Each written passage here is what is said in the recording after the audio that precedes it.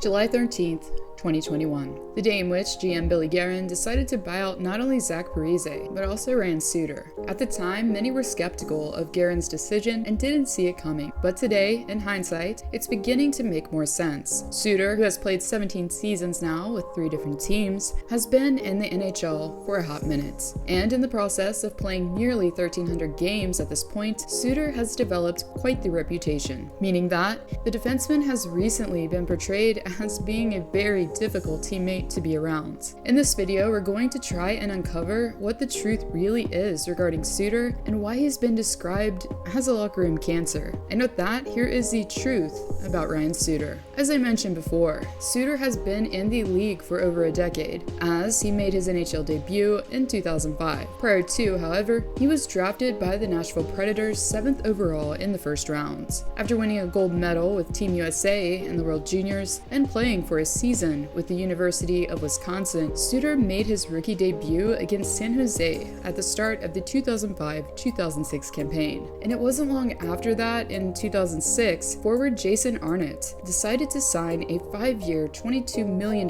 contract with the Predators. Arnott, who scored the Stanley Cup winning goal as a New Jersey Devil in 2000, was granted captaincy prior to the 2007-2008 season beginning. But it was years after Arnott had played with Suter that he began to paint a very troubling picture while portraying Suter as not the best teammates. When asked about Ryan Suter and Shea Weber, specifically on the Chemistry podcast, the former captain didn't hold back. The attitude of Suter was night and day to Weber, Arnott says. Arnott then went on to explain that he had lived relatively close to the defenseman and would carpool along with him to and from the rink. And it was during that time that Suter would continuously complain. All he would do was complain, Arnott says. How come he wasn't on the power play? He doesn't play enough. I can't believe this guy is making this much money, he says.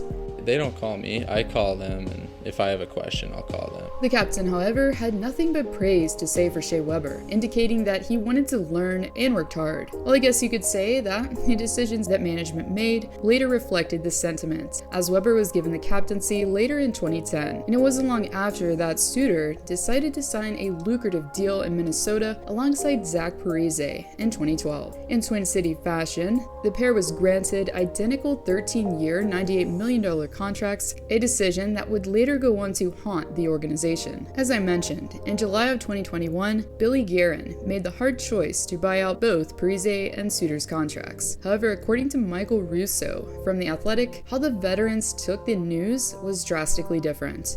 According to the article, Parise, who was caught in the middle of a workout, took the news well and had a rather pleasant conversation with Billy G. I was caught off guard, Parise says. I had a feeling something was going to happen, but when it does happen, you're still shocked, he says. But the attempt to give Suter the notice didn't go as planned for Guerin, as Suter hung up on the GM as soon as he delivered the news. And it wasn't long after that longtime Wild reporter Judd Zulgad revealed the truth that he had kept hidden regarding the Wisconsin native. Zulgad went on to reveal that Suter had a very close relationship with team owner Craig Leopold.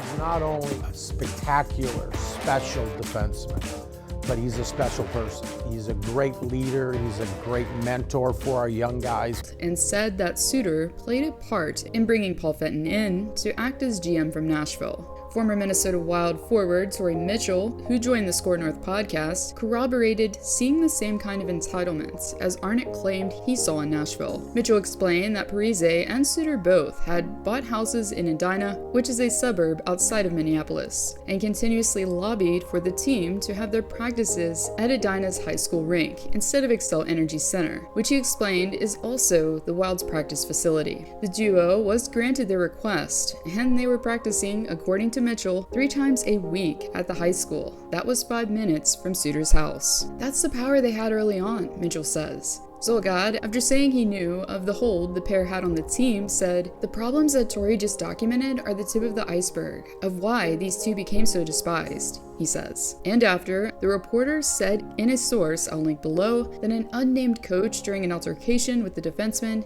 deemed him as uncoachable. I'll leave the full podcast episode link below if you'd like to learn more. But in more ways than one, Parise and Suter both had more control than they should have had of the team. As I mentioned before, Guerin after he was hired by the team in 2019, demonstrated he wasn't going to put up with the charade that the veterans were running. Going back to Arnott, he validated this fact by saying, quote, "I also heard he was a huge distraction in the Wild dressing room too. All he did was complain. Knowing Billy Guerin, he's not putting up with that stuff," end quote. So in result, Guerin made the tough but logical decision to buy out Suter in the end. In conclusion, you could say that Suter's situation sort of compares a bit to Jack Eichel's. Franchise player, wants to run the team, and isn't very liked in the locker room. But unlike Eichel, Suter was never given captaincy in Nashville or Minnesota, even after he signed the massive contract. Looking back, after putting all of the pieces together, it's understandable as to why Suter was never given the C. But whether or not he's a locker room cancer, I'll leave that one up to you to decide. For now, the veteran is reaping the benefits of betting on himself as he's currently finishing out his first year of his $14.6 million contract in the Lone Star State with Dallas.